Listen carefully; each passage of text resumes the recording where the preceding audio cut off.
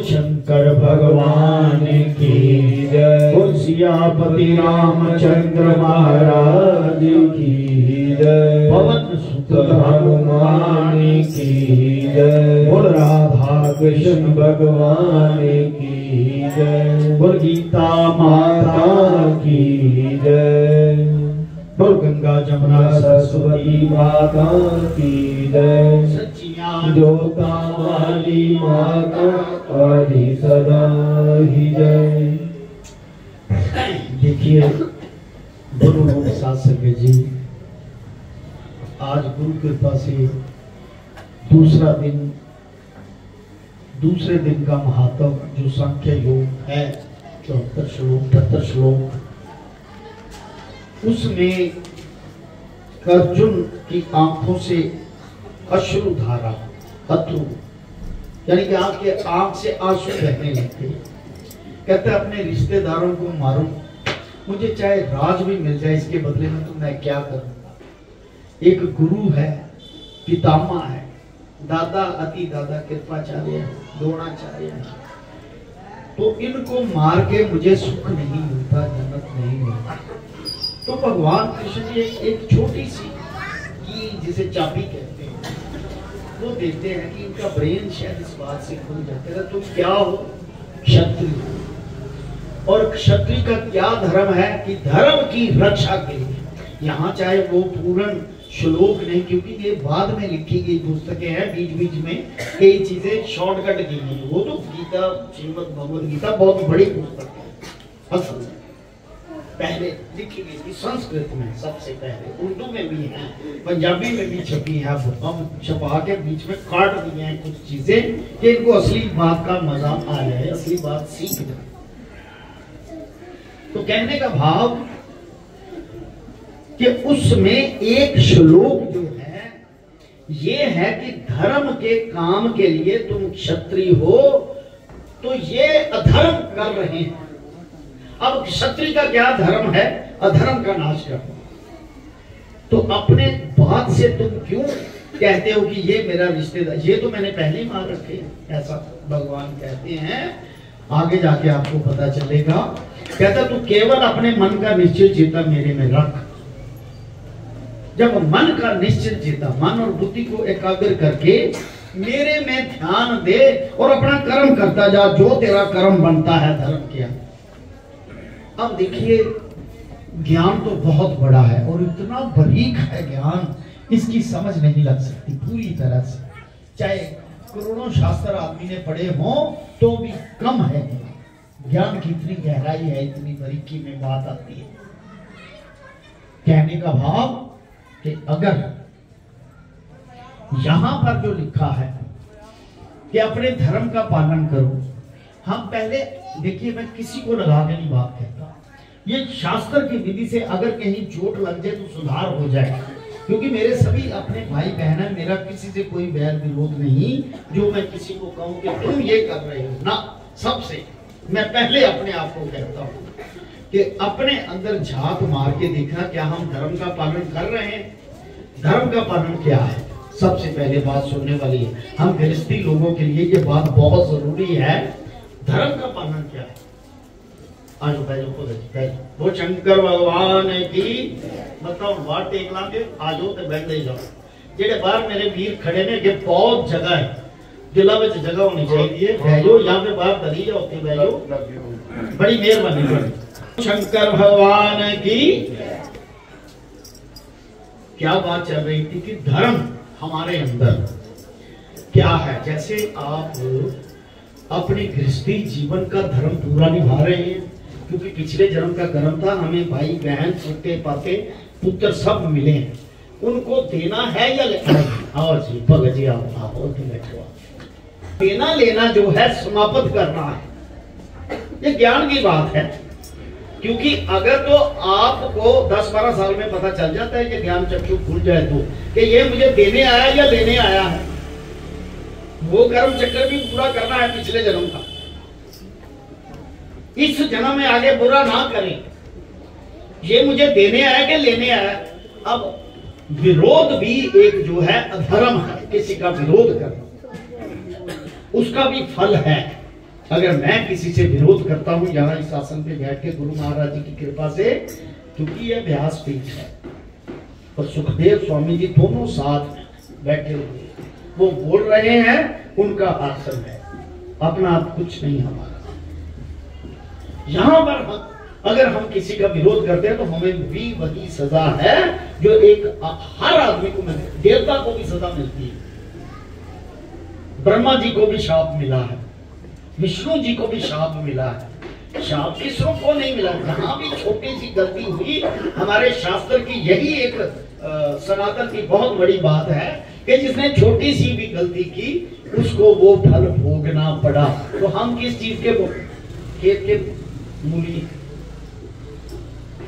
अब छोटी सी बात समझें, औरतें हमारी आमतौर पे जाती हैं, अनपढ़ता है, अज्ञानता है, कोई मगज तो क्या कहते हैं, मर्ग हो तो मर गया, वहां पर जाती हैं औरतें, बैठ के रो रहा के, फॉर्मेलिटी है कई जगह पे तो कि जाना है उसके गले लग के रोना है, ये फॉर्मेलिटी, आंसू भी बहते हैं पर है फॉर्मेलिटी, सच्चाई है, सच बोलना। अगर किसी का दिल से आंसू निकले तो उसका मोक्ष हो जाए, पर आएगा दिल से आंसू।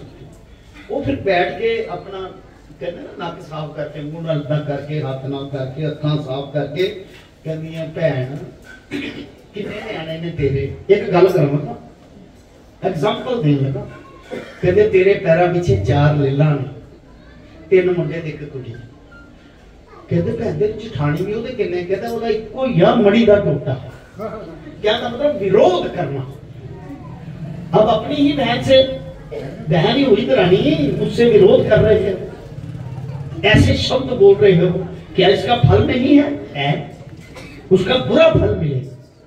जब विरोध करोगे तो उसका, खास करके धर्म के काम में विरोध नहीं करना, क्योंकि धर्म के काम जिसके नाम की चक्की चल रही है ना, उसको छोटी पावर ना समझना, वो बहुत बड़ी पावर है।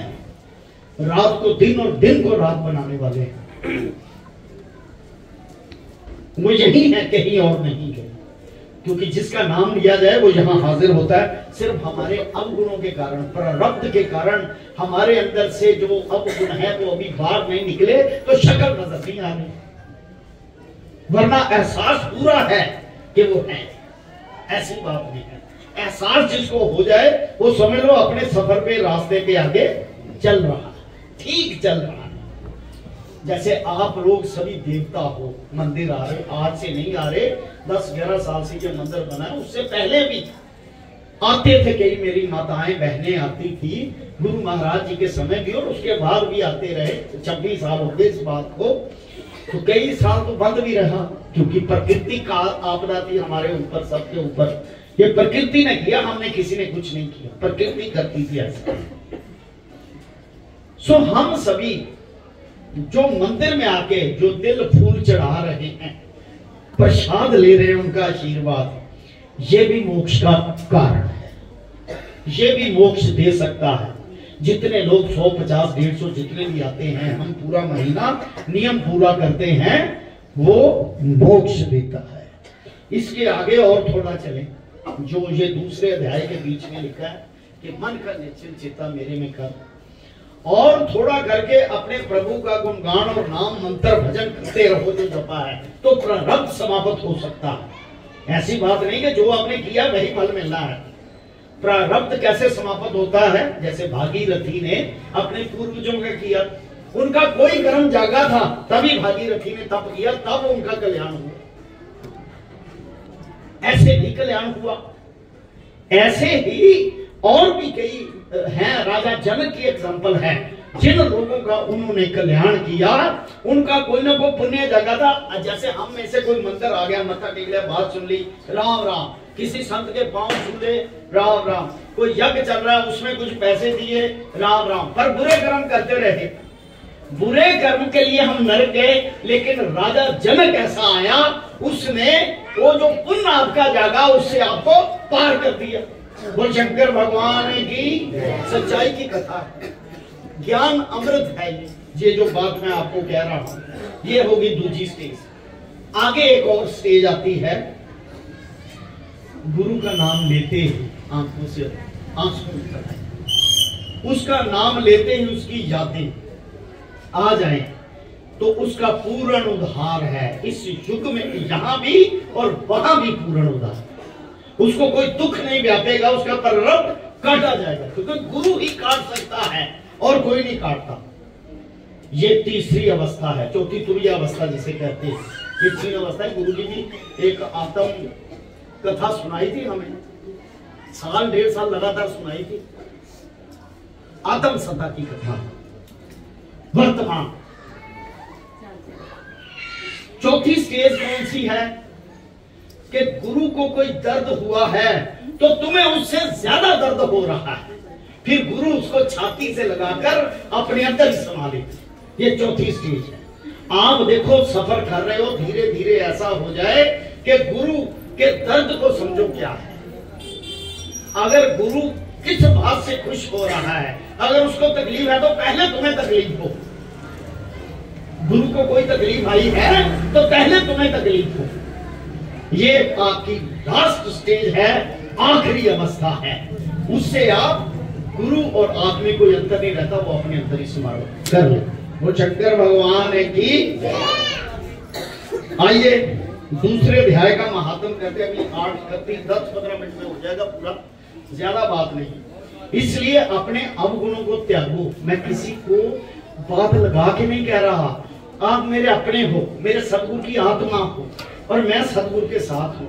मुझे उनके दर्द का पता है, मुझे उनकी हर चीज का पता है। ऐसे नहीं उन्होंने राम नाम दोबारा अपने बाप भी कहता मैं जपाऊंगा पर तड़का लगेगा, ये सुखजीत साहब था, कहता आपको तड़का लगेगा अगर अपनी मुराद पूरी करनी है। कहते राम नाम जग चलता रहे, बूटे को पानी दे जाए, कहते फिर तड़का लगना है मां की मुराद पूरी करनी। उन्होंने हमारी बात मानी और राम नाम जपना शुरू हो गया सब। और कैसे उन्होंने आदमी चुने हैं देखो। मैं कई बार सोचता हूं ऐसे ऐसे आदमी चुने, मैं बार बार नाम लूंगा तो वो कहेंगे हमारा नाम मत लो, पर दिल में है उनका जगह। सदगुरु के दिल में है, हमारे दिल में है, आप सबके दिल में है, जो नाम जपा रहे हैं, काम कर रहे हैं, नाम जपा रहे हैं, क्योंकि नाम के बिना कुछ नहीं। और हम सबको भी उनके साथ मिलकर नाम जपाने में योगदान देना चाहिए। भगवान के घर लिखा जाएगा। अगर विरोध करेंगे तो हमें जो नर्क मिलना है ये पता नहीं, तो आपको अभी नहीं महसूस होगा। मैंने वो लोग देखे हैं जिन्होंने मंदिरों में तबाही मचाई हुई थी, कैंसर के रोग से पीड़ित होकर मंजे पे बैठकर कीड़े पड़े और खत्म हुए। मैंने देखे। वो लक्ष्मी नारायण मंदिर देखा, लक्ष्मी सिंह के पहले हेमराज शर्मा जी वहां सेक्रेटरी थे, वो भी मर गए, चले गए। वो जिन लोगों ने वहां पर उनका विरोध किया, उनका क्या हाल हुआ ये मैं वर्णन नहीं कर सकता। हम शूटिंग करने गए थे, कवरेज करने, हमें पता है उस बात का। तो इसलिए धर्म के काम में कभी रुकावट ना बनना। जो बना है वो यहां भी नहीं रहेगा, वहां भी नहीं रहेगा। पता नहीं किस युग में चला जाएगा, नरकों में चला जाएगा, पाताल लोक में चला जाएगा, विश्व युग में चला जाएगा। इसलिए ऐसी बात कभी ना करना। धर्म के काम में जितना आगे बढ़ सकते हो बढ़ो। खास करके नाम शब्द लेना बहुत जरूरी है। ये लेक्चर इसलिए दे रहा हूं कि नाम शब्द के बिना आप अदालत में चले जाओ, क्या जज आपका एक्सेप्ट करेगा केस? नहीं, कभी नहीं। कहना वकील लेके आओ अपना, वकील जाके फाइल रखता है जज के आगे, तब जाके जज कहता है ये तारीख पड़ी, आगे जाके फैसला, तब कहीं फैसला होगा। जब गुरु धारण करोगे, एक और पते की बात बता रहा हूं। हमारा जब अंतिम समय होगा सबका, किस मरना सब नहीं है, कब कब जब जब होगा। तो गुरु जी वहां पर आप चतुर्भुजी रूप में खड़े होंगे, ये मेरा चेला, चाहे वो धर्मराज के जाए चाहे वहां जाएगा, इसने इतना नाम जपा है, ये 100% सच में शास्त्र में लिखा दिखा देता हूं, लिखा दिखा देता हूं। वो खड़े होंगे, कहेंगे कि ये मेरा है, कि इसके 2 जन्म हुए हैं, इसे अच्छे घर में जन्म दे दो, इसने कम नाम जपा है, इसको आगे अच्छे घर में दे दो जहां पर नाम का प्रचार होता है। ऐसा करते हैं, 3 जन्म मैक्सिमम लेते हैं। गुरु तीसरे जन्म में ऐसे खींच के ले जाता है कि अब और नहीं, और नहीं। वो बुरा कर्म करने ही नहीं देता, हाथ पकड़ लेता है। जैसे डॉक्टर है ना, कहता मैंने दवाई खानी, मरीज कहता है, डॉक्टर छाती फाड़ के बामा फड़ो दिया, फटाफट टीका ला देता है। इसी तरह जो थर्ड जनरेशन जो होती है गुरु की, तीसरा पार्ट, वो अपने साथ उसको ले जाता है। अब आपको अंदाजा लगाना है कि पहला पार्ट है हमारा कि दूसरा है कि तीसरा, ये अंदाजा लगाना है। एक और मेरी छोटी सी प्रार्थना है कि गाने वाले 7 बजे आ जाया करें, क्योंकि मेरा जोर लगता है, मैं क्लास भी लेता हूँ ज्योतिष की, वहां भी शनिवार को जोर लग रहा है, यहाँ भी सुबह शाम है। और अगर मैं सारे भजन भी मैं ही गुरु को आए ना, जब आएगा तभी दूंगा ना किसी को।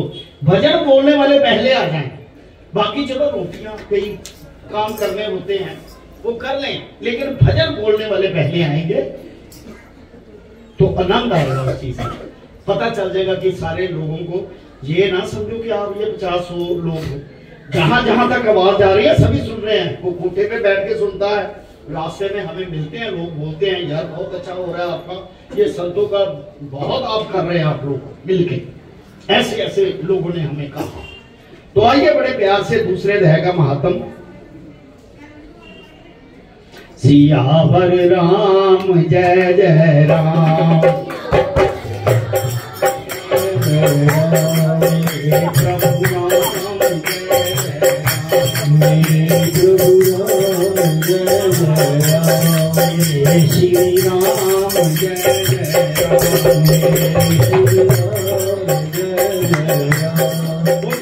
भगवान की जय। दूसरे अध्याय का महात्म देखिए, सिकंदर जी की कितनी कुर्बानी है कि पुलिस वाले 24 घंटे इसकी ड्यूटी लगाते हैं, अभी भी फोन कर सकते हैं, लेकिन सारा काम करके सारा कुछ नबे, ये है गुरु को अपना आप समर्पित कर। हरबंस लाल भी सुबह 5 बजे 6 बजे आके सारा पहला पूजा करके, प्रधान शर्मा जी, तरसेम लाल जी, ये मैं नाम नहीं लेना चाहता कि बार बार कहेंगे हमारा नाम ले रहा है, लेकिन इनका तप ज्यादा है सबसे, क्योंकि इन्होंने गुरु महाराज जी के पद चरणों पे चल के धर्म को कायम किया, धर्म को कायम किया। धर्म को कायम करने का फल क्या है ये आखिरी दिन बताऊंगा। ये कहां जाएंगे, किस अवस्था में होंगे, क्या करेंगे, ये आखिरी दिन। बोल शंकर भगवान की। आइए, श्री नारायणोवाच, नारायण जी कहते हैं लक्ष्मी तू श्रवण कर सुन। दक्षिण देश में एक पूर्ण नाम का नगर था, वहां देव सुशर्मा नाम का बड़ा धन पात्र रहता था। वह साधु सेवा करता था। एक दिन साधु को कहने लगा, कौन? देव सुशर्मा, पैसा बहुत था उसके पास, कि हे संत जी मुझको नारायण जी के जानने का ज्ञान उपदेश करो जिससे मेरा कल्याण हो गए। देखो, कल्याण करने के लिए संत लोग ही आते, गुरु रूप में आ जाए, क्योंकि जो संत आएगा उसके शिष्य जरूर हो, वो खुद ही ईश्वर का अंश अवतार लेकर आया होता कल्याण करने के लिए। इसलिए उसका कभी निरादर नहीं करना, अपने गुरु का वो ध्यान रखना है। ज्ञान उपदेश करो जिससे मेरा कल्याण होवे और मैं मोक्ष का पद को पाऊं। ऐसे संत सेवा करते बहुत दिन बीते। वहां एक बाल नामी ब्रह्मचारी आया, उस संत के पास बाल नामी ब्रह्मचारी, उसकी सेवा बहुत करी उसने भी, सुशर्मा ने, और विनय करी कि हे संत जी मुझे कृपा कर नारायण जी के पाने का ज्ञान उपदेश दो, कैसे प्रभु को पाए जिससे मेरे जीवन का कल्याण और मुक्ति हो गई। मुक्ति का मतलब ये ना समझ लेना कि मर के मुक्ति हुई है, मुक्ति जिंदा जी होती है। जिसको जिंदे जी उस पार जाना पड़े, इस पार आना पड़े और हो जिंदा, जिस्म साथ हो, तब भी मोक्ष कर सकते। संत लोगों का मोक्ष होता है। ये यहाँ बैठे हुए भी उस पार जाके बात का पता कर सकते हैं कि अब क्या होने वाला है, क्योंकि प्रकृति है ना, प्रभु की प्रकृति है, नियम है। इसलिए संतों के साथ कहते हैं मुझ पर कृपा करो, नारायण जी के पाने का उपदेश करो, जिससे मेरे जीवन का कल्याण और मुक्ति होवे। तब बाल ब्रह्मचारी जी ने कहा मैं तुझे गीता जी के दूसरे अध्याय का पाठ सुनाता हूं। बोल गीता माता की। गीता के सभी अध्यायों से मोक्ष होता है। मान लो एक इससे एक युक्ति निकलती है बहुत जबरदस्त, जिसका कल्याण नहीं हुआ, अवगत है, घर में हम कर नहीं पाए, चौथाई कर दिया, उसके बाद ना महीना किया ना चोरी की, वो घर में पट्टी रख के उसके ऊपर सफेद कपड़ा बिछा के चोट जला रहे उसके नाम सरसों के तेल की जला, क्योंकि कालन नाम काल शनिदेव महाराज, सरसों के तेल की जला, जोत जला के गीता जी के अध्याय पढ़ने शुरू करना। 8वां अध्याय पितरों को तारने वाला है और 6ठा भी पितरों को तारने वाला है, 7वां भी पितरों को तारने वाला है।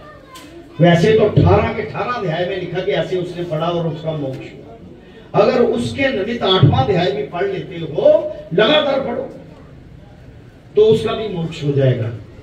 कोई लोड़ नहीं कर्म कांड में बैठने की, ये करके देखो, ये रास्ते बताए हैं सतगुरु महाराज ने, ये करके देख लेना, पितरों का मोक्ष हो जाएगा। जब पितरों का मोक्ष होता है तो देव रूप बन के, चतुर्भुजी रूप बन के अपने परिवार को सुख समृद्धि की आशीर्वाद देते हैं।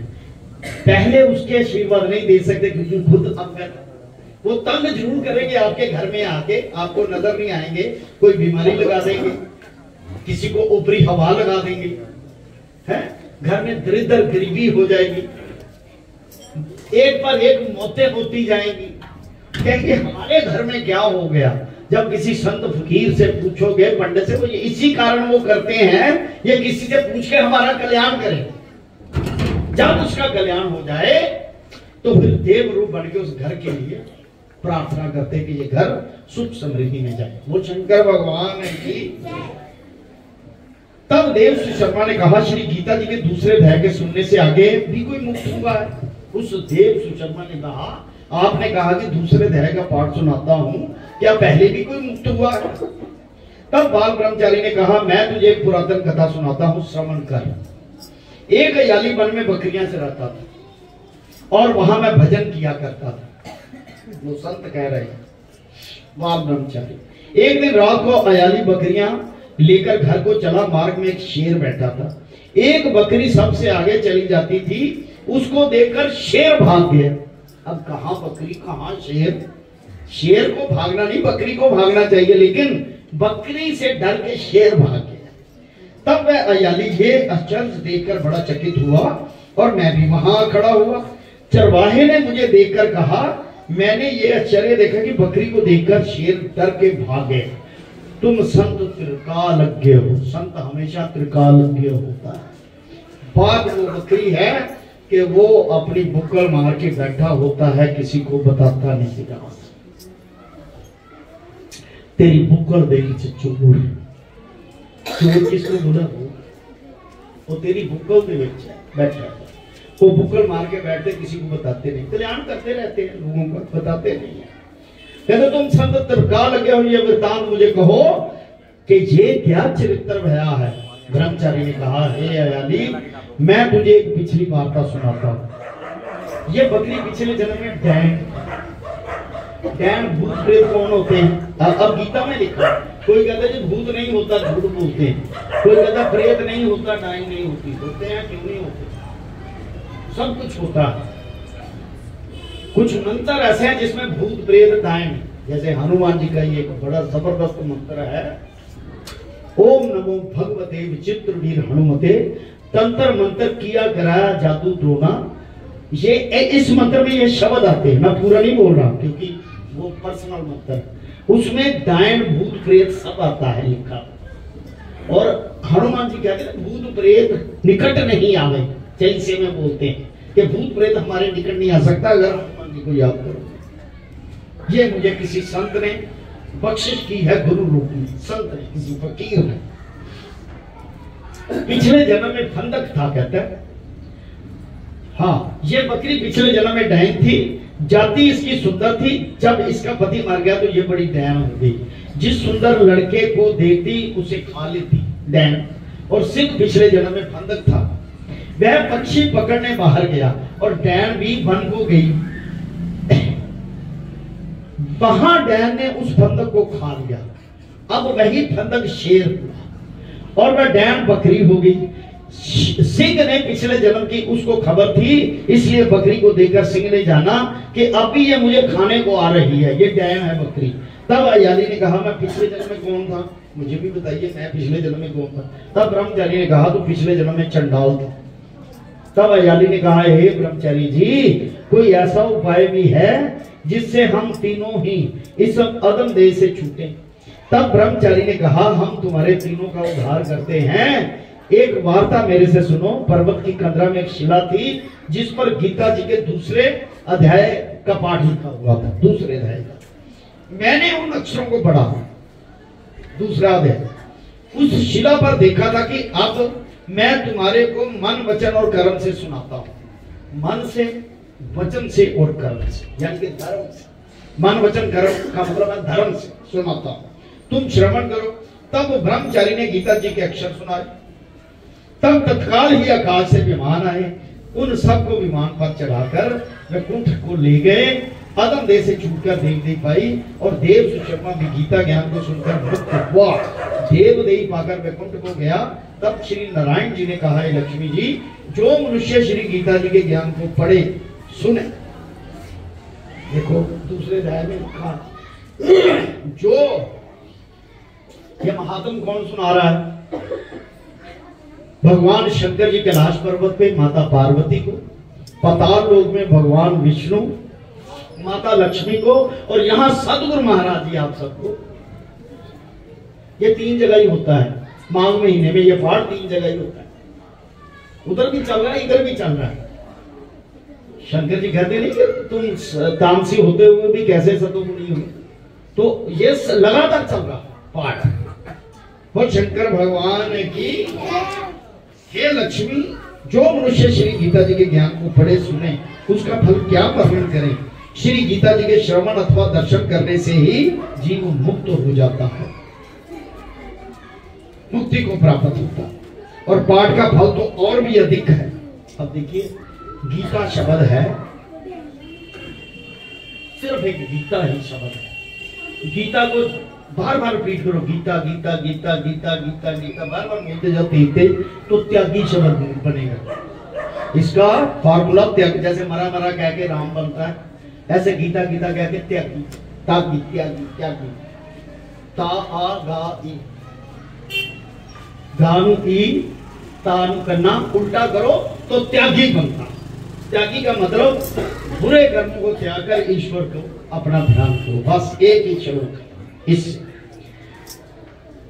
श्री पद्म पुराणे सतीश्वर समाधि उत्तराखंड गीता महात्म नाम द्वितीय अध्याय संपूर्ण। शंकर भगवान की ओम नमो शिवाय, हरि ओम नमो शिवाय।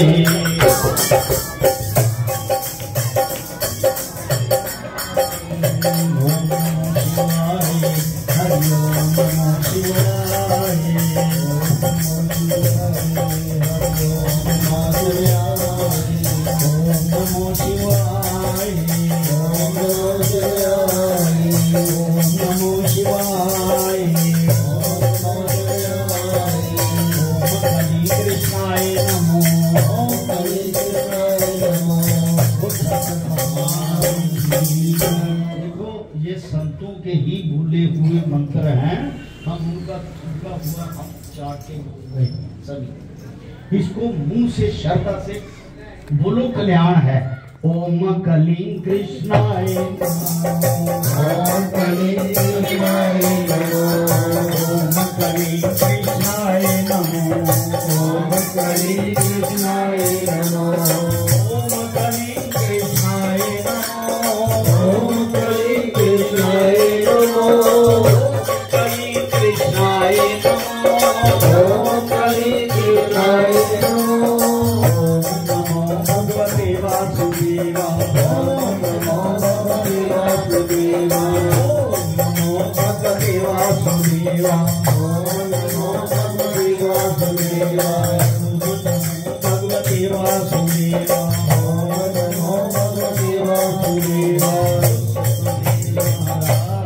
की जय, बोल शंकर भगवान की जय, परम पूजनीय महात्मा ज्ञान गिरि जी महाराज की जय, बोलो व्यास ऋषि महाराज की जय, सुखदेव स्वामी की